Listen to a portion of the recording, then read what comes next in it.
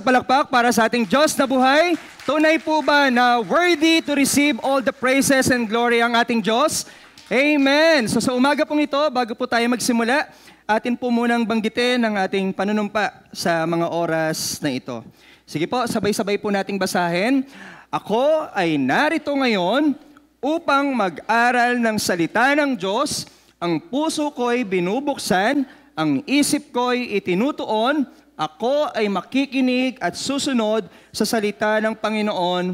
Amen. Tayo pong lahat ay saglit na manalangin. Panginoon naming Diyos na buhay, maraming salamat po sa umagang ito. Truly, Panginoon, ang sinabi ng kanta, you are worthy to receive all the praises, Lord. You are worthy to receive all the glory. And especially right now, you are worthy, O Lord God, na pakinggan namin sa mga oras na ito. Dahil ikaw po ang aming Diyos na buhay na tapat, ikaw po ang aming Diyos na buhay na mapagmahal, at ikaw po ang Diyos naming buhay na nagbigay po sa amin ng kaligtasan. Panginoon, sa mga oras na ito, sa aming pong paglapit sa inyo, dalangin po namin na ang aming puso at isipan ay linisin ninyo. Kung meron po kayo, Panginoon, na mga nakikitang karumihan, ano man ito, O Lord, maliit man ito o malaki sa aming paningin, ito man po, Panginoon, ay aming sadyang nagawa or hindi namin sadyang nagawa, dalangin namin, Panginoon, na kami po ay patawarin ninyo dito. O Lord, dalangin namin ang malayang pagpasok at pagkilos ng banal mong Espiritu sa aming buhay. Panginoon, ina-acknowledge namin kayo sa kalagitnaan namin dahil yun po ang inyong pangako. When 2 or 3 gathered in your name, you are in the midst of us. That's why, Lord, we believe that you are in the midst of us, talking to one another, O Lord God. Lord, ikaw na nga po ang manguna sa mga oras na ito. Ilagay niyo po ako sa inyong likuran. Wala pong ibang magaling. Ikaw na nga po, O Lord God, ang kanilang marinig. O Lord, we offer you this day, we offer you our preaching, O Lord, and we offer you our listening ears, O Lord. Lord, thank you for what you did on the cross. Thank you for your salvation, and we bring back the highest glory and honor to you. In Jesus' name we pray, amen and amen. Tayo po mga kapatid ay makakaupo na po. Maligayang buwan po ng mga puso sa bawat isa. Alam natin na kapag pumasok ang February, ito ay pagpasok ng buwan ng mga puso. At alam ko marami sa atin dito, naging masaya ang puso ngayong buwan na to. Siguro magtanong lang ako or magkaroon lang ako ng konting survey. Magsabi nga po ng amen ang lahat ng single ngayong buwan na to. Magsabi ng amen? Ayan, medyo marami-rami. Magsabi nga po ng amen ang lahat ng may partner. Amen. Praise God. Magsabi nga po ng amen ang lahat ng may mga asawa na. Magsabi nga po ng amen ang lahat ng broken-hearted. O at least wala, di ba? Praise God, di ba? Praise God. Alam niyo po, mga kapatid, ngayong buwan ng mga puso, marami sa atin dito ang nagsasabi sa bawat mahal natin sa buhay na mahal natin sila. Di ba? Yung iba sa atin sumagot, may partner ako, mahal ko siya, mahal ko siya. May asawa ako, mahal ko siya. Meron akong gusto sa buhay, mahal ko sila. Alam niyo po ba mga kapatid, ngayong buwan ng Pebrero, hindi lang to basta patungkol sa pagmamahal ng bawat tao sa kanyang kapwa-tao. Ito rin po ay patungkol sa buwan ng mga puso, patungkol sa pagmamahal din natin sa Diyos. O, meron po ako isang tanong sa inyo. Sumagot po tayo ng amen ha. Mahal niyo ba ang Diyos? Yan, praise God, di ba? Praise God, mahal natin ang Diyos. Alam niyo po, marami ang taong nagsasabi na mahal nila talaga ang Diyos. Madaling sabihin, madali ring tanungin, at madaling isigaw, mahal ko ang Lord. Pero ang tanong po sa bawat isa, tunay nga ba? Di ba, tunay nga po ba ang pagmamahal na meron tayo sa ating Diyos? Di ba, madaling sabihin na mahal kita, pero ang tanong, tunay nga ba na mahal mo siya? Madaling sabihin, mahal mo ang mga taong nakakaaway mo. Madaling sabihin, pero tunay nga ba? Minsan, tinanong na po ba natin ang ating sarili, mahal ko nga ba talaga ang Diyos? Tunay nga ba talaga ang puso ko sa Kanya? Alam niyo po sa umagang ito, dahil ito ay buwan ng Pebrero, ayaw nating sayangin ang pagkakataon na nakaupo kayo dyan, tapos yung pagmamahal nyo pala ay peke sa Diyos. Ayaw nating sayangin ang pagkakataon na uupo kayo dyan, makikinig, pero ang pagmamahal nyo pala sa Diyos ay made in, wag na sabihin, made in Japan, China, or kung saan pa man. Gusto nating patunayan na ang pagmamahal natin sa Diyos ay hindi lang nanggagaling sa salita. Gusto nating patunayan that our love for God is more than words. Kaya sa umagang ito mga kapatid, ang title natin, More Than Words. Basahin po natin mga kapatid ang John chapter 21 verses 15 to 19. Pagkakain nila, tinanong ni Jesus si Simon Pedro, Simon, anak ni Juan, iniibig mo ba ako ng higit sa mga ito? Opo, Panginoon, alam ninyong mahal ko kayo. Tugon niya. Sinabi sa kanya ni Jesus, kung gayon, pakainin mo ang aking mga batang tupa. Verse 16. Muli siyang tinanong ni Jesus, Simon, anak ni Pedro, anak ni Juan, iniibig mo ba ako? Sumagot si Pedro, opo, Panginoon. Alam ninyong mahal ko kayo. Sabi ni Jesus, alagaan mo ang aking mga tupa. Verse 17, pangatlong ulit na tinanong ni Jesus, Simon, anak ni Juan, mahal mo ba ako? Nalungkot si Pedro sapagkat 3 beses siyang tinanong ng mahal mo ba ako? At sumagot siya, Panginoon, alam po ninyo ang lahat ng mga bagay. Alam ninyong mahal ko kayo. Sinabi sa kanya ni Jesus, pakainin mo ang aking mga tupa. Verse 18, pakatandaan mo, noong bata ka pa, ikaw ang nagbibihis sa iyong sarili at pumupunta ka kung saan mo gusto. Ngunit pagtanda mo, iuunat mo ang iyong mga kamay at iba ang magbibihis sa iyo at dadalin ka kung saan hindi mo gusto. Verse 19, sinabi niya ito upang ipaiwatig kung paano mamamatay si Pedro at kung paano niya luluwalatiin ng Diyos. Pagkatapos, sinabi sa kanya ni Jesus, sumunod ka sa akin. Alam niyo po mga kapatid, ang verses from John chapter 21, verses 15 to 19, ito po yung passage na kung saan si Jesus nireveal po ulit ang sarili niya sa kanyang mga disipulo. Alam po natin na si Jesus ay napako sa krus. At alam natin na siya ay namatay. At alam din natin, pagkalipas ng 3 araw, siya ay muling nabuhay. Siya po ay nagpakita sa kanyang mga disipulo ng pangatlong ulit. At sa pangatlong ulit po ng pagpapakita niya sa kanyang mga disipulo, meron pong mga nangyari. Balikan po natin ng onte ang mga previous verses. Alam niyo po, in the previous verses ng binasa nating John chapter 21, si Pedro po, na kinakausap ni Jesus this time, siya po ay babalik sa kanyang pangingisda.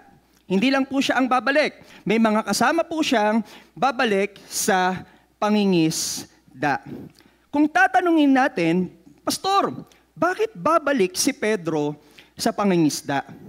Di ba, Pastor, nakausap na siya ni Jesus noon na siya ay magiging fishers of men? Di ba, Pastor, nakausap na siya ni Jesus noon na siya ay gagamitin ng Diyos para ipahayag ang kanyang salita. Pero, Pastor, bakit babalik siya sa kanyang dating buhay? Alam niyo po, may part sa buhay ni Pedro na siya po ay na-discourage. Bakit? Alam po natin na si Pedro ay napaka-aggressive na tao. Di ba alam natin, na kanina nakwento ni Kuya Noel, si Pedro, basta bugso ng emosyon niya, gagawin niya. Di ba, ano pong sabi niya kay Jesus? Jesus, hindi kita ipagkakanulo. Di ba, Panginoon, hindi kita ibebetray. Panginoon, hindi kita taratraydorin. Kasi ganun kita kamahal. Di ba? Ganon kita kamahal, aking Diyos. Nung sinabi ni Jesus, dahil sa pananampalataya nyo, lumakad ka sa tubig. Sino po ang lumakad sa tubig? Si Pedro rin. Napaka-aggressive niya. Ginawa niya pero nawalan din siya ng pananampalataya sa Diyos. Alam niyo po, dahil sa mga nakaraang pangyayari sa buhay ni Pedro, dahil na-betray niya ang Diyos, na sira niya ang tiwala ng Diyos, mga kapatid, he was discouraged from what happened from the past. That's why, mga kapatid, he wants to go back. He wants to come back dun sa dati niyang buhay. His past failures discourage him. Alam niyo po, marami sa atin dito, naniniwala ako, some of us here experience failures from the past. Di ba? Maraming maaari sa atin dito na fail mo yung pagmamahal mo sa asawa mo. Na-discourage ka na ngayon tuloy, ipakita na mahal mo siya. Maaaring ilan sa atin dito, na-fail natin ng Diyos, nahulog tayo sa matinding kasalanan. Tapos ayaw na natin bumalik kay Lord. Ayaw na nating magsimba, ayaw na nating magbasa, ayaw na nating manalangin. Because we failed the Lord from the past. Maaaring ilan sa atin dito, napakaraming failures, hindi na mabilang sa mga kamay. Dahil doon, we are discouraged to continue in our lives. Alam niyo po, mga kapatid, lagi nating tatandaan, our past failures do not determine our future. Bakit? Sino na po ba ang may hawak ng ating kinabukasan? Ang may hawak na ng ating kinabukasan ay walang iba kundi ang ating Diyos. Ang may hawak na ng ating kinabukasan, yung nangako sa atin na He has a wonderful plan for us at walang iba kung hindi si Jesus. That's why our past failures do not determine or do not define what can happen in the future. So kung ano man ang nangyari sa atin na past failures, mga kapatid, pinatawad na yan ng Diyos. Kung ano man ang nangyari sa iyo sa mga nakaraan mo, tandaan mo, kung hindi man nakalimutan ng katabi mo ang nakaraan mo, nakalimutan na po yun ng Diyos. Nagkakaintindihan po tayo? Gising pa po kayo. Amen. Pakisabi sa katabi mo, nakalimutan na yan ng Diyos. Ang nakaraan mo ay hindi magde-define sa kinabukasan mo. Pakisabi. Kaya mga kapatid, in the verses 15 to 17, kaya sa verses 15 to 17, ipinapakita po dito sa nabasa natin na si Jesus ay nagtanong kay Pedro ng 3 beses. Di ba nakita natin? Jesus asked Peter 3 times, Peter, do you love me? Peter, do you love me? Peter, do you love me? Kung tayo ay nasa sitwasyon ni Pedro, maiinis tayo. Di ba? Kasi tao nga lang napaulit-ulit sa atin, naiirita na tayo. Nakita naman natin na si Pedro ay medyo nairita na. Kasi ilang beses siyang tinanong ng Diyos. At siguro kung iisipin natin, sasabihin natin, ano ba tong Diyos? Ano ba to si Lord? Tanong ng tanong sa akin kung mahal ko nga ba siya, ginajudge niya ba ako? Ginajudge niya ba yung nararamdaman ko? Ginajudge niya ba yung pagmamahal ko sa Kanya?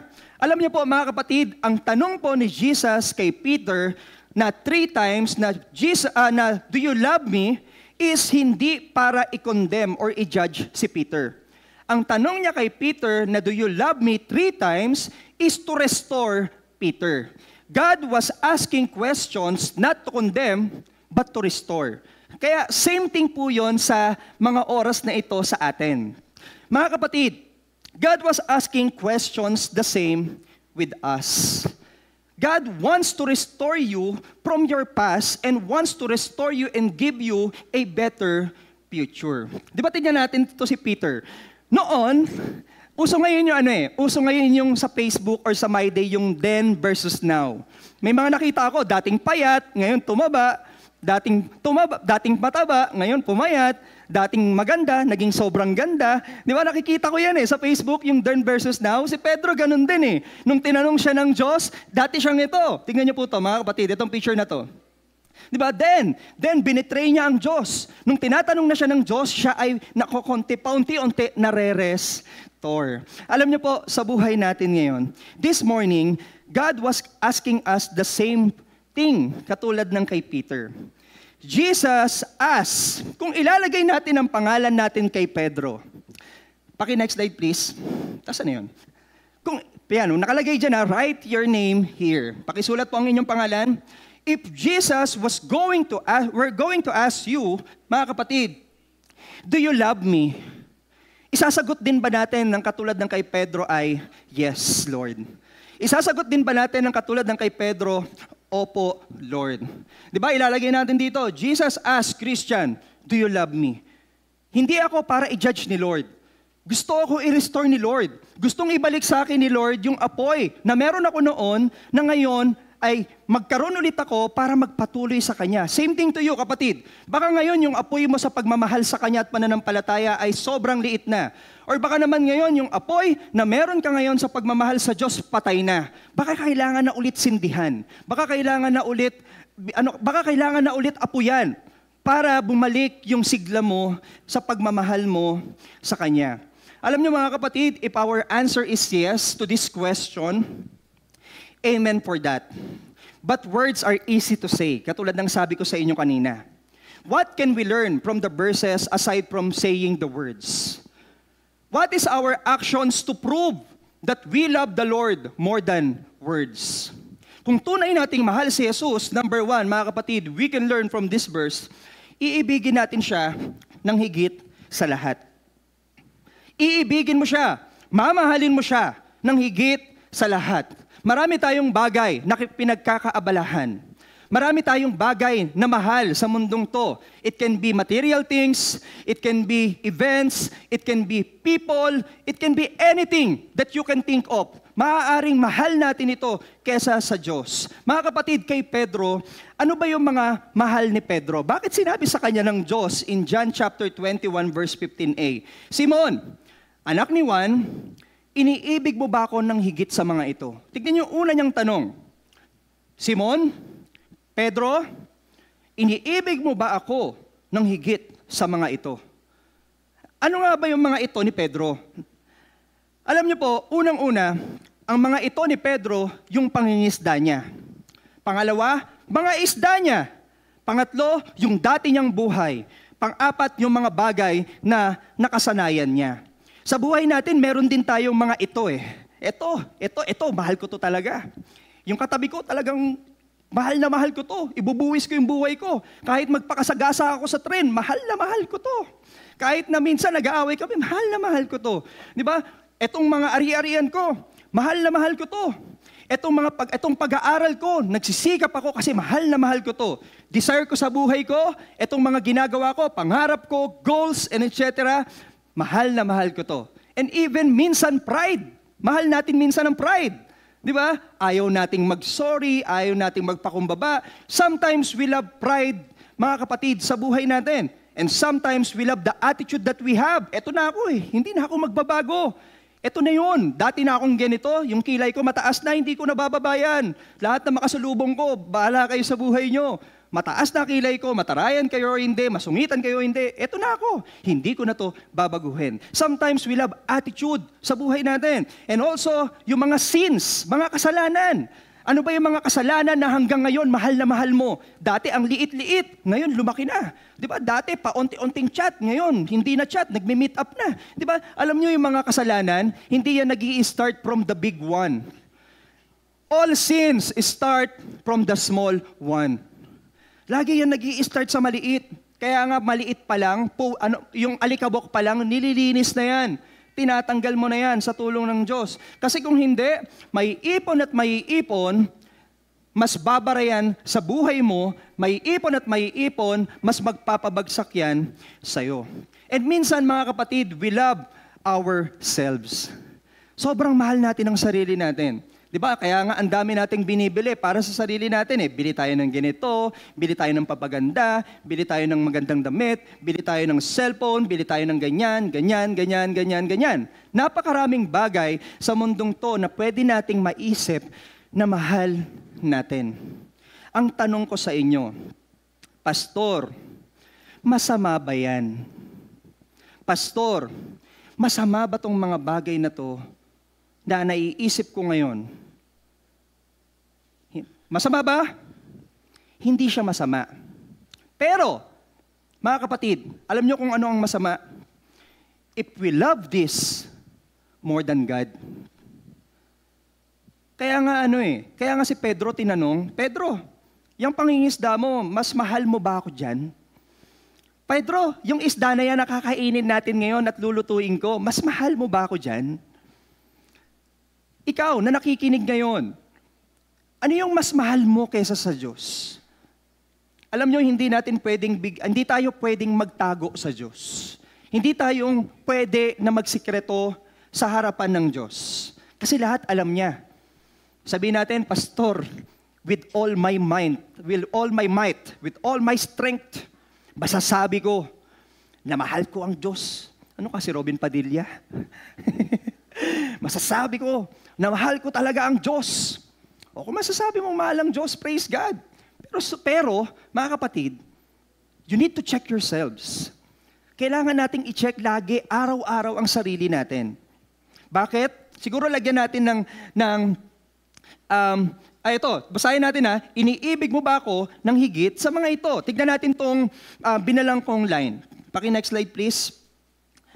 Ano yung mga bagay, mga kapatid, na mas mahal mo kaysa sa Diyos? Ilagay niyo ulit yung pangalan niyo dito.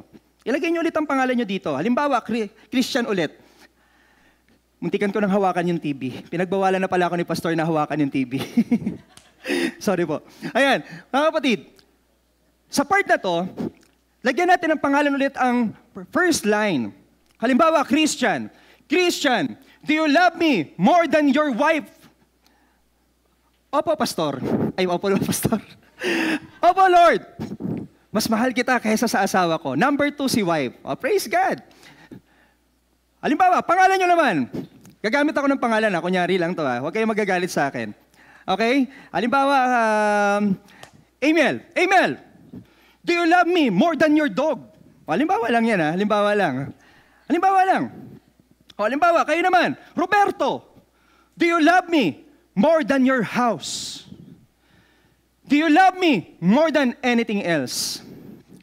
Pastor, paano namin malalaman kung ano yung mga more than anything else na ito? Pwede po ba tayong pumikit? Pwede tayong pumikit saglit? Sasabihin ng iba, Pastor, kanina pa nakapikit yung katabi ko Pipikit pa ba to? Pipikit pa ba ako? Pastor, kanina pa ako nakapikit Pipikit pa ba ako? Sige, okay lang. Kung nakapikit ka kanina, pikit ka ulit ngayon. Sige, pikit tayo mga kapatid. Pwede ba tayong pumikit saglit for 5 seconds? Okay, habang nakapikit kayo, walang mandadaya. Please, be honest. Be honest. Habang nakapikit kayo ngayon, isipin nyo yung bagay na nagbibigay ng kasiyahan sa'yo. 5, 4, 3, 2, 1. Okay, pwede na po tayong dumilat. Dumilat. Hindi kayo dumilat. Mga kapatid, hindi ko po alam kung ano po yung naisip ninyo. Hindi ko po alam kung ano yung unang pumasok sa isipan ng bawat isa. Pero kung ano man ang unang pumasok po sa isip ninyo, maaaring yan ang number 1 sa puso mo. Maaaring yan ang mas nagpapasaya sa'yo at mas mahal mo kesa sa Diyos. Uulitin ko ang tanong, masama ba yung naisip ko, Pastor? Masama bang naisip ko yung asawa ko? Hindi siya masama. Ulitin ko, pero kung yan na ang nagiging mas higit kesa sa Diyos, doon na po yan nagiging kasalanan. Doon na po yan nagiging mas masama. Kaya nga sabi ng Lord sa Matthew chapter 6 verses 33, seek ye first the kingdom of God. Diba? And all His righteousness. And all these things shall be added unto you. Unahin daw natin ang Diyos ng higit sa lahat. Ibigin daw natin ang Diyos ng higit sa lahat. You know why? Because sometimes the things that takes place in our hearts can become idolatry. Yung mga bagay na nauuna ng higit kesa sa Diyos sa buhay natin, pwede daw po itong maging idolatry. And idolatry, this is something that God hates. Ayaw po ng Diyos ng idolatry sa buhay natin. Ayaw po ng Diyos ng may higit sa Kanya. Bakit? Kasi siya ang mas makapangyarihan, tapos ang ipinalit mo, hindi makapangyarihan. Di ba? Siya ang may likha, tapos ang pinalit mo, hindi yung may likha. Di ba? Siya ang nagmamahal sa yung tunay, ano man ang sitwasyon ng yung buhay, tapos yung pinalit mo, yung onting pagkakamali mo, inayawan ka na. Di ba, kapatid? Mas mahal ka ng Diyos. Mahal ka ng Diyos. That's why it's also deserving ng Diyos ang pagmamahal natin. Deserve ng Diyos na maibigay mo yung love mo sa Kanya ng higit sa lahat. And as we give our love to God more than anything else, sabi po sa Mark chapter 12 verse 30, you should love the Lord. Paki-next slide please. You should love the Lord your God with all your heart. Buong puso. Kasi pag dito sa puso na to, may pinatira ka, kapatid, asahan mo na ang Diyos nasa labas ng puso mo. Naalala ko yung illustration ng pinag-aaralan natin sa evangelism. Di ba meron 3 puso? Puso na walang Diyos. Nasa labas ang Diyos. Puso na nandun si Lord sa loob ng puso pero hindi nakaupo sa trono. Tapos puso na nandun si Lord nakaupo sa trono. Alam nyo, by loving God with all our heart, ibig sabihin hindi lang siya nasa loob ng puso. Siya po ang uupo sa trono ng iyong puso. Nagkakaintindihan tayo? Gising pa po kayo. Pakisabi sa katabi mo, mahalin mo ng buong puso ang Diyos. And of course, with all your soul, with all your emotions, with all that you have, and of course, with all your mind, and with all your strength. Kapatid, all that we have, dapat minamahal natin ang Diyos. Pastor, paano? Paano ko mamahalin ang Diyos ng higit sa lahat? Ibig sabihin ba nun, Pastor, katulad ni Pedro na umalis sa pagka-fisherman, aalis na rin ako sa trabaho ko. O hindi ko sinabing mag-resign kayo. Hindi ko sinabing mag-resign kayo. Sabi kasi ni Pastor Christian, mag-resign ako. Sabi kasi ni Pastor Christian, umalis ako kasi mas mahal ko si Lord. Hindi ganon. Ang ibig kong sabihin, kung mas mahal nyo si Lord kaysa sa trabaho nyo, dalhin nyo si Lord sa trabaho nyo. Kung mahal nyo si Lord sa pag-aaral ninyo, dalhin nyo si Lord sa pag-aaral ninyo. Kung mahal nyo si Lord kesa sa asawa ninyo, dalhin nyo si Lord sa pamilya mo. Kung mahal mo si Lord kesa sa mga kaibigan mo, dalhin mo si Lord sa mga kaibigan mo. Kung mahal mo si Lord sa mga bagay na meron ka, i-commit mo kay Lord ang mga bagay na meron ka. Amen? Amen, mga kapatid. Kasi alam nyo, lahat ng mga bagay na ito, hindi naman talaga galing sa atin. Lahat ng mga nakikita mo ngayon, nasa kanan, kaliwa, harap, likod, lahat yan galing sa Diyos. So karapat-dapat lang na mas ibigin natin siya ng higit sa lahat ng mga ito. So kapatid, this morning, more than words, love your God with all your heart. Ang tunay na pagmamahal kay Kristo ay walang kapantay, walang katulad. Hindi pwedeng pantay si wife, pantay si work, pantay si studies, pantay si ganyan. Hindi. Dapat laging nasa itaas si Lord. Amen? Number 2, mga kapatid, kung tunay nating mahal ang Diyos, kung tunay nating mahal si Jesus, susundin natin ang kanyang mga salita. Alam nyo, after asking questions ni Jesus kay Peter, meron po siyang mga inutos kay Pedro. Di ba sabi niya, Peter, do you love me more than this? Peter, do you love me? Peter, do you love me? Doon lang ba natapos yon? Hindi. Meron pong inutos ang Diyos na nanggaling mismo sa kanyang sinabi, sa kanyang salita. Tignan niyo po to. Sabi doon sa chapter 21, verses 15c, 16c, 17c. Kung gayon, pakainin mo ang aking mga batang tupa. This is a commandment. Number 2, alagaan mo ang aking mga tupa. Nag-command na naman ang Diyos. Promise word, pakainin mo ang aking mga tupa. Tignan niyo po yon, mga kapatid. May inutos po ang Diyos kay Pedro. Alam niyo po, as we love God with all our hearts, with all our might, with all our mind, and with all our strength, imposibleng walang ipapagawa sa iyo ang Diyos. Imposibleng walang iuutos sa atin ang Diyos. Alam niyo po, laging may kasunod ang pagmamahal na obedience. When you love someone, you should obey. Halimbawa, bilang isang anak, sinasabi mo, mahal na mahal ko si nanay, mahal na mahal ko si tatay. Pag inutusan kang bumili ng suka, anong gagawin mo? Ayaw sumagot ng mga anak. Susunod ako, kasi mahal mo ang inyong mga magulang. Pag ang asawa, sinabi niyang mahal niya ang kanyang asawa, gagawin niya kung ano ang mga nagpapasaya sa kanyang asawa. Sinabi sa kanya ng kanyang asawa, dear, my loves, honey, sweetheart. Ano ba yung mga tawagan? O basta, kung ano-ano pa man. Di ba, sasabihin niya, I love you so much. Tapos sabi ng asawa niya, o sige, kung mahal mo ako, dapat sundin mo tong mga usapan natin sa pagpapakasal natin. Dapat walang mambababae. Dapat walang manlalalaki. Dapat walang maninira ng ating pangako sa isa't isa.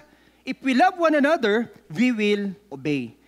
There is always obedience when we are saying, I love you to someone. And when we are saying, I love you to the Lord, mga kapatid, there's also obedience. Mga kapatid, ano ang mga inutos kay Pedro? Tignan nyo itong inutos kay Pedro. Kung gayon, pakainin mo ang aking mga batang tupa. Sino tong mga batang tupa na to? Alam nyo, ang mga batang tupa, ito yung mga bagong mananampalataya sa Diyos. Yung mga batang tupa, maaaring sila yung mga unbeliever pa. Mga kapatid, maaaring hindi pa nila kilala si Lord or kilala na nila si Lord, pero bago pa lang sila sa pananampalataya. Alam nyo, minsan tayong tao, namimili tayo ng mamahalin. Totoo yan. Totoo yan, mga kapatid. Naniniwala ako na namimili tayo ng mamahalin. Number 1, based on appearance. Aba, kamukha ni Jungkook. Mas mahal ko to kesa kamukha na itong isa na hindi mukhang Koreano. Yung isa naman, mas mahal ko to kesa sa isang to kasi mas mukhang kamahal-mahal to. Aminin natin or sa hindi, namimili tayo ng mamahalin.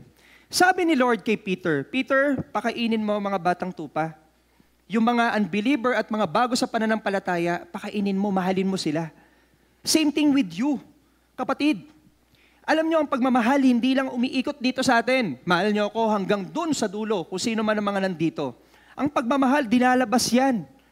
Sino yung nakakasalamuha mo na hanggang ngayon hindi mo pinapakitaan ng pagmamahal? Baka kailangan mong pakitaan ng pagmamahal yan. Hindi habang buhay makakasalamuha natin sila, pero hindi mo man lang nabahagi ang salita ng Diyos sa mga taong dumarating sa buhay mo, na araw-araw nakikita mo, na araw-araw nakakausap mo, nagbibigay sa iyo ng pagkain, hindi mo man lang nabahagian ang salita ng Diyos. Kapatid, I think this is the right time to remind us that when we love God, we should also love what God loves. My question to everyone, how much do you love yung mahal ng Diyos? How much do we love what God loves? Kapatid, sabi ng Diyos sa'yo, anak, hindi lang naman ikaw ang mahal ko. Mahal din kita. Oo, totoo yun. Hindi kita pababayaan. Pero baka meron ding ibang tao na dapat pakitaan mo ng pagmamahal ko. Bahal ko rin naman sila, anak. Meron ako ipapakitang picture saglit. Ano nga ako? Next slide. Ito yung sinasabi ko kanina. May tatanong ako sa inyo. Be honest. By the way you look. Huwag nyo nang sabihin. Sinong mas mahal nyo? Nasa kanan? Nasa kaliwa? Nasa kanan nga. Nasa kanan nga. Tinignan ko. Nasa kanan nga. At least honest, di ba? Kailangan nating ayusin yon, kapatid. You know why? All people deserves a chance. Lahat ng taong nakakasalamuha mo at ako, lahat yan deserve ng chances. At lahat yan mahal ng Diyos. Ito, sa paningin natin, hindi natin mahal. Kasi nga, or hindi natin kayang mahalin. Kasi nga, feeling natin barumbado.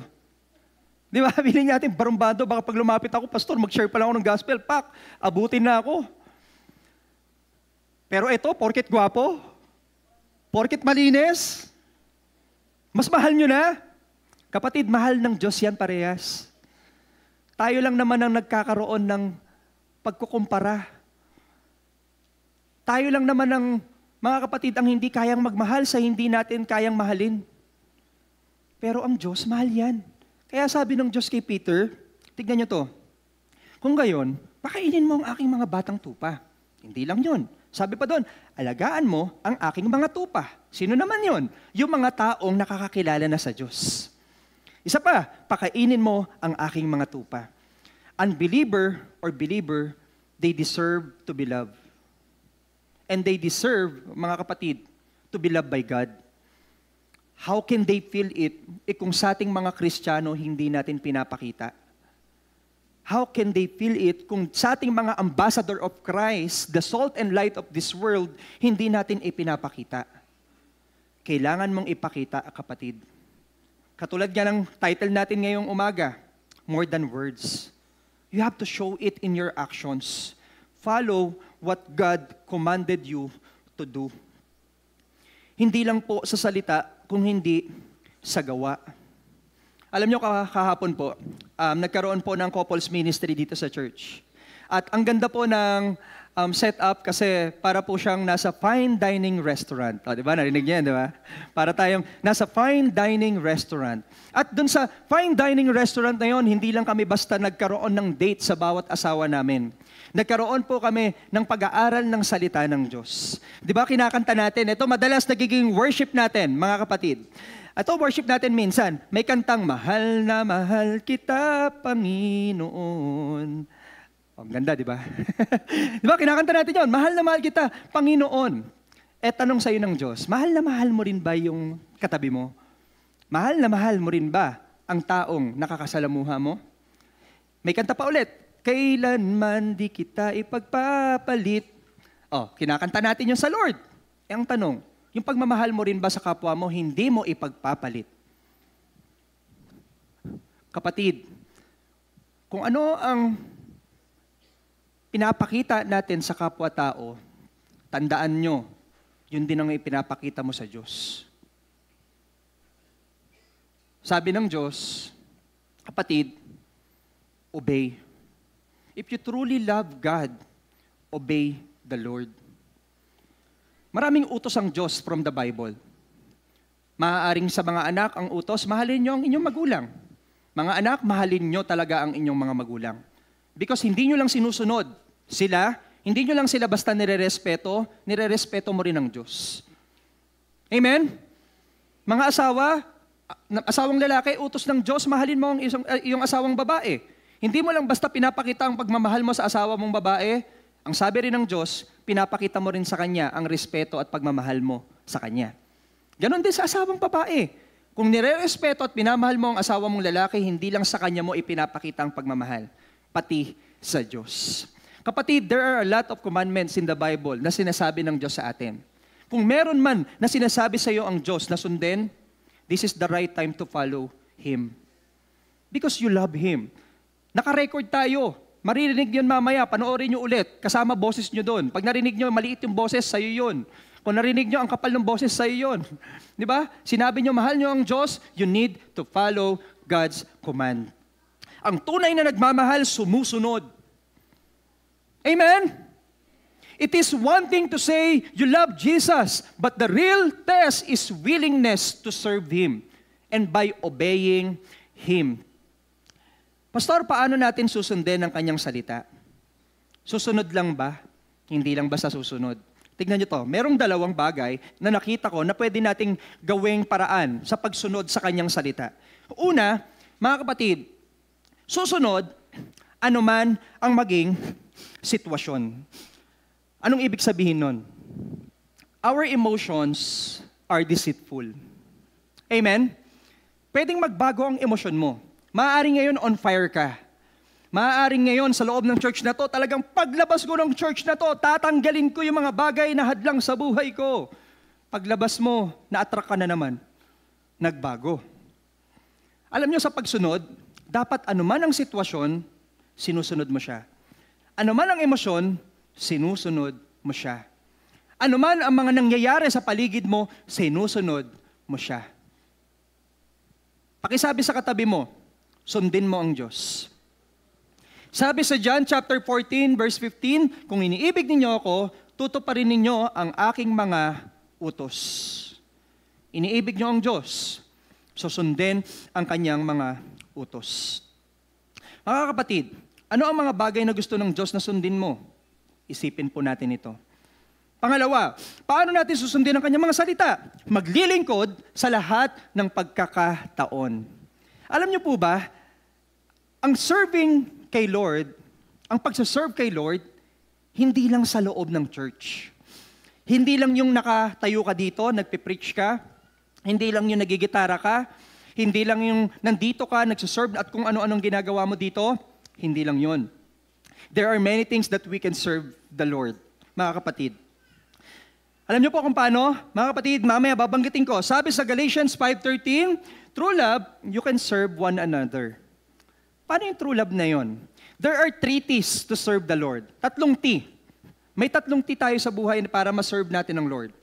Una, You can serve the Lord using your time. Number one is your time. You have your time. A lot of time.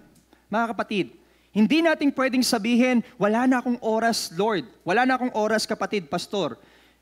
Lahat tayo binigyan ng 24 hours ng Lord. And it is our responsibility to manage it well. It is our responsibility to be a good steward in using our time. In using your time, serve the Lord. Pwede mo siyang kausapin tuwing umaga, may oras ka, gabi. I-share yung gospel pag may oras ka. Kung nasan ka man, ipag-pray yung mga dapat ipag-pray.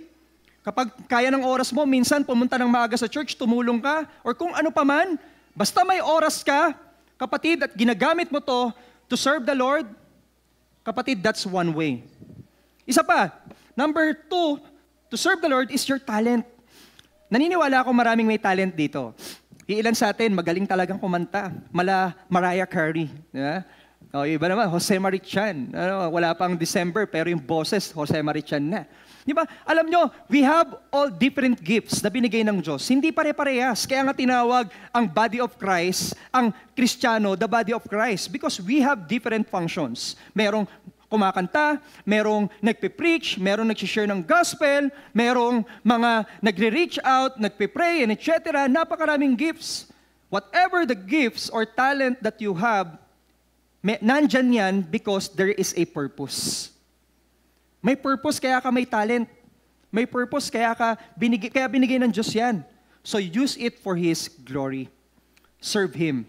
And of course, our treasures. Alam nyo, naniniwala ako na maraming tao ang binibless ng Lord. And by the use of our treasures, we can reach out people. We can serve the Lord.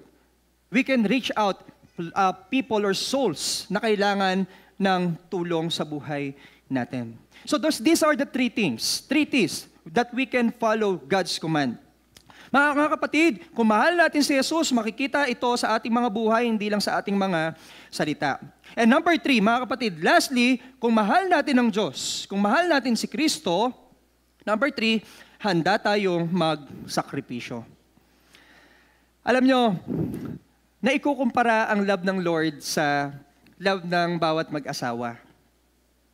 Kapag pumasok ka sa pag-aasawa, talagang expect that there is something that you need to sacrifice. Pag pumasok ka sa pag-aasawa, kung dati kang malabarkada, may asawa ka na, expect that you will lessen your time.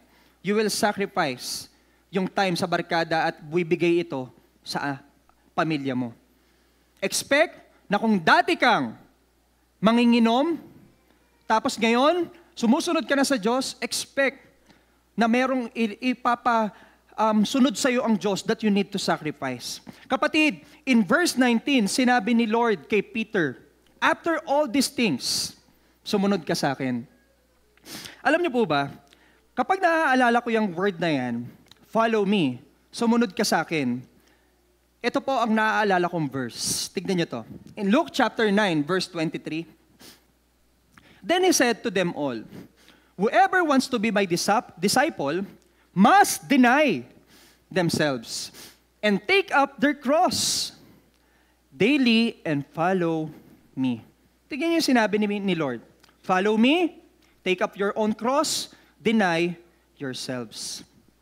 Bakit sinabi ng Lord, you have to deny yourselves? Bakit? Because to deny is to sacrifice the desires of the flesh. Many things na gusto ng laman ng isang tao. But if you wanted to follow Jesus, you have to sacrifice something for His glory. Alam niyo po, mga kapatid, kung tatanungin tayo ng Diyos ngayong umagang ito, anong bahagi ng buhay mo ang nais ng Diyos na isacrifice mo? Anong bahagi ng buhay mo ngayon na gusto ng Diyos na isacrifice mo para masunod mo siya ng lubusan? Maaaring ito ay mga kasalanan. Maaaring ito ay mga kapwa-tao natin. Maaaring ito ay mga ugali natin. Maaaring ito ay mga kinaaadikan natin that we need to surrender and sacrifice to the Lord. Mga kapatid, we need to sacrifice so that we can fully surrender to the grace of God. You know why na hindi natin nararanasan 100% the grace of God? Maybe there is something in you that you are still holding on na hindi mo pa mabitaw-bitawan, that hindi mo pa maalis-alis. Kailangan mong isacrifice, bitawan, para merong matapos at ikaw ay makapagpatuloy sa iyong buhay. When we surrender, there is something to end. Kapag sumuko ka sa Diyos, talagang merong matatapos. Kaya nga pansin nyo, ang mga taong nagmamahal kay Kristo, sumusunod sa Kanya, kapatid, nagbago buhay. Nagtatransform. Nagugulat ka, teka lang dati talagang ibang-iba ka, kapatid. Talagang dati, nung una ko itong nakita, kung maglakad, siga. Pero ngayon, kung maglakad, nagbe-bless sa lahat. Di ba? Nagga-God bless sa lahat. Dati, kung eto, nakasalamuha mo, sabi ko sa iyo, ibang-iba yan. Siguro, ganun din ako, kapatid. Kung nakilala niyo ako before pa po ako maging Kristiyano, hindi po ako perfect Marami pa po akong mga kailangan baguhin at i-transform sa buhay ko. Pero kung kilala niyo ako before, baka sabihin niyo ayoko nang mag-Kristiyano. Kasi nga, mga kapatid, meron akong mga bagay sa buhay ko dati na sinacrifice ko sa Diyos at binago niya sa biyaya niya. Dahil ba yun sa akin? Hindi. At maaaring marami ring binago sa iyo ang Diyos nung sinacrifice mo ang buong buhay mo sa Kanya. Ganon talaga ang pagsunod sa Diyos. Kapatid, our calling to follow Christ, there's always a risk. A risk of sacrificing something. Kung takot kayong mawala yung bagay na yon, ibig sabihin, kapatid, ayaw mo talagang sundin pa ang Diyos sa buhay mo. Stop doing what He wants you to stop doing. Start doing what He wants you to start doing. Tigilan mo na ang mga bagay na pinapatigil ng Diyos. Sacrifice it and surrender it to the Lord and start doing what God wants you to do. Ang pagsunod kay Jesus ay hindi palaging madali, pero ito'y sulit. At ito'y may gantimpala sa langit. Amen? Amen. Alam niyo ang maganda sa pagsunod natin sa Diyos, hindi tayo naging perpekto. Hindi tayo nakaligtas sa kung ano man ang mga darating na challenges sa buhay natin. Pero alam niyo kung ano ang maganda sa atin ngayon? Merong Diyos na sumasama sa atin para tulungan tayo. Merong Diyos na sumasama sa atin na may pangako pagdating ng langit. Amen? Amen. So alam niyo po ba mga kapatid, hindi lang basta sinabi ng Diyos kay Peter, follow me and sacrifice ng mga bagay na nakakahadlang. Hindi lang basta yung ganon. Nagpakita ng halimbawa si Jesus. Alam niyo po ba nagpakita ng halimbawa ng sacrificial love si Jesus kay Peter?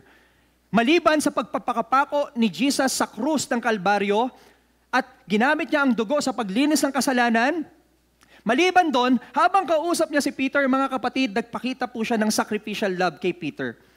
How? Nung nagtatanong po si Jesus kay Peter, sabi niya, paki-next slide please. Jesus was asking Peter, Jesus, Peter, do you love me or agape more than this? Alam natin ang word na agape. Agape is sacrificial love. Agape is unconditional love. This is the highest form of love of God for the people.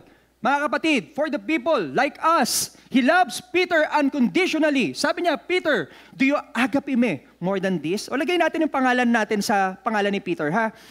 Ikaw, do you agape me? Agape me more than this?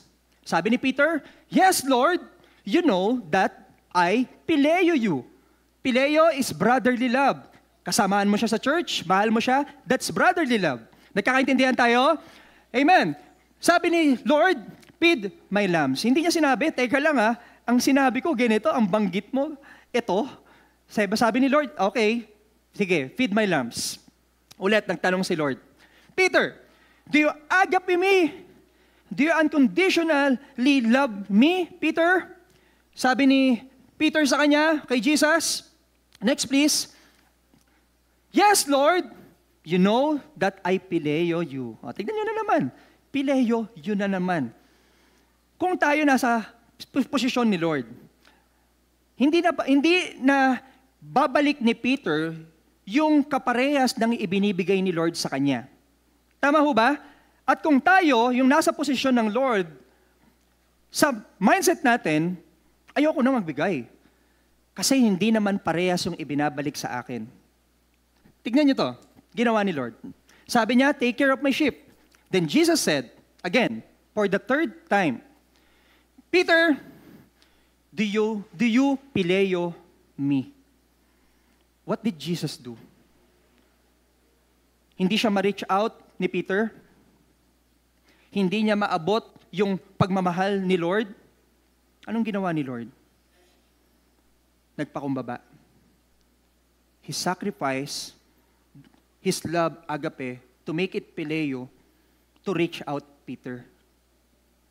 Kapatid, kung magtataka tayo at iisipin natin, Pastor, hindi ko rin kayang ibigay yung kaparehas ng love na ibinibigay ni Lord.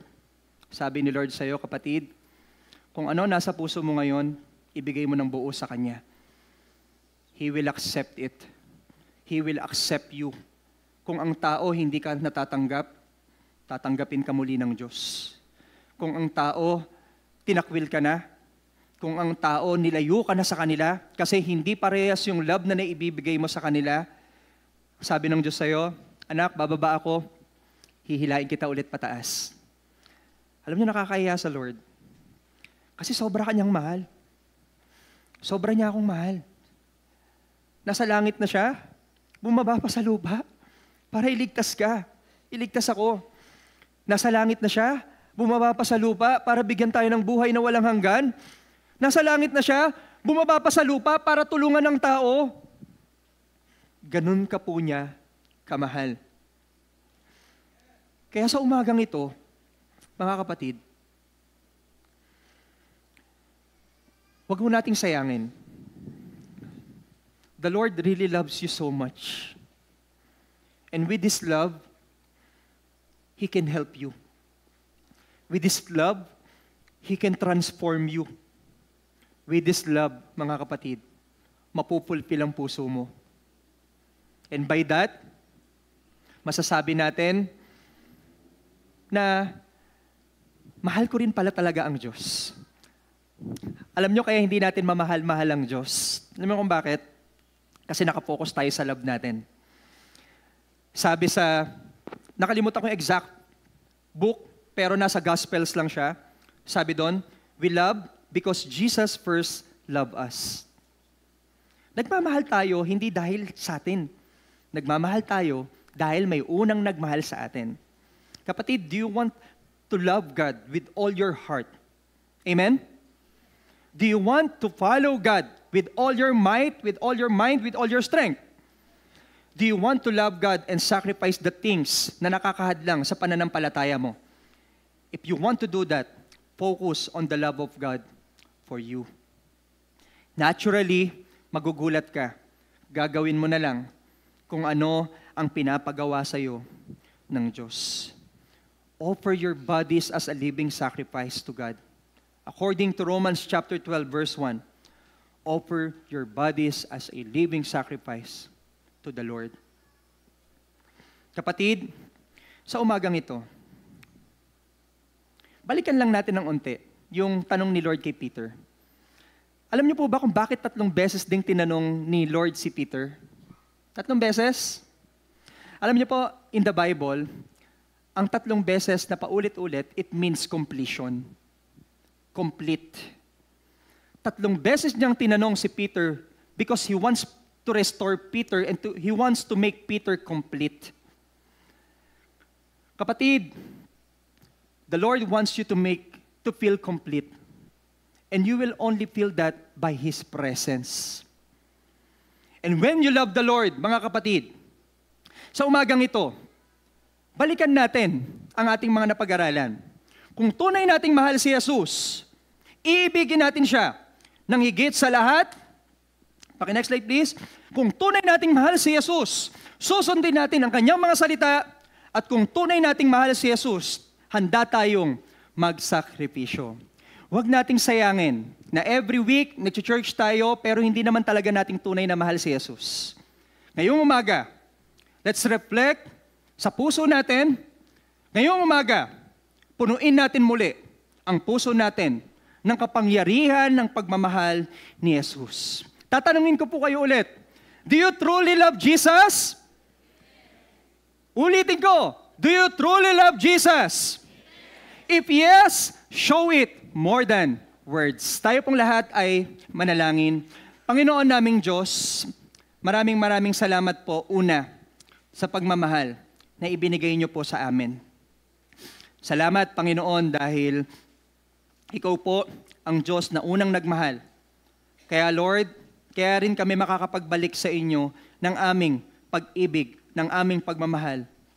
Lord, dalangin namin na ang aming mga napag-aralan ay hindi lang basta dumaan sa aming mga tainga at ito ay lumabas sa kabila. Nawa, Panginoon, ang aming mga napag-aralan, ang aming mga napag-usapan, ito ay patuloy na tumimo sa aming isipan. Ito ay patuloy na tumimo sa aming mga puso. At ito ay patuloy na tumimo at makita sa aming mga buhay. Panginoong Yesus, alam ko po na nakikita ninyo ang puso ng bawat isa. Wala pong kayang magtago sa inyo. Wala pong kayang maglihim. Kaya't alam ko na nakikita nyo po ang puso nila. Nakikita nyo po ang puso namin. Kaya't dalangin ko, Panginoon, sa pagsilip mo ng aming mga puso, ito po ay hipuin ninyo. Ito po ay itouch nyo. Lord, nawa sa paglabas namin ng bulwagang ito, makita namin na hindi lang po kami nag-iisa sa aming mga buhay. Nawa makita namin na merong tunay na Diyos na sa amin ay nagmamahal. Nawa makita namin na merong tunay na Diyos na sa amin ay nagpapalakas. Nawa makita namin na merong tunay na Diyos na karapat-dapat na bigyan ng pag-ibig din namin ng higit sa lahat. Na karapat-dapat ding sundin at karapat-dapat ding magbigay ng mga karapat-dapat ding isuko namin ang aming buhay 100% sa inyo. Mga kapatid, kung hindi mo pa naisusuko ang buhay mo sa Diyos, maybe ikaw ay bago lang sa pananampalataya. Maybe ikaw ay matagal na pero hindi mo talaga lubusang nauunawaan ang pagmamahal niya. Maybe ikaw ay matagal na sa pananampalataya pero gusto mong i-commit ang buhay mong muli sa Kanya. Kapatid, kung gusto mo ulit na ibigay ang pagmamahal mo kay Jesus, sundan nyo saglit ang panalangin na to. Panginoong Jesus, kinukumit ko po sa inyo ang buhay kong ito. Patawarin niyo po ako sa aking mga kasalanan. Nawa, Panginoon, ikaw po ang maging hari at maging Diyos ng aking buhay. Tinatanggap kita bilang aking tagapagligtas at nawa, maibalik ko rin sa inyo ang pagmamahal ko sa isang tulad nyo na aking Diyos. Lord, salamat po sa lahat. Salamat sa pagpakapako sa krus at muling pagkabuhay. We offer you, Lord God, the highest praises, the highest honor. In Jesus' name we pray. Amen and amen.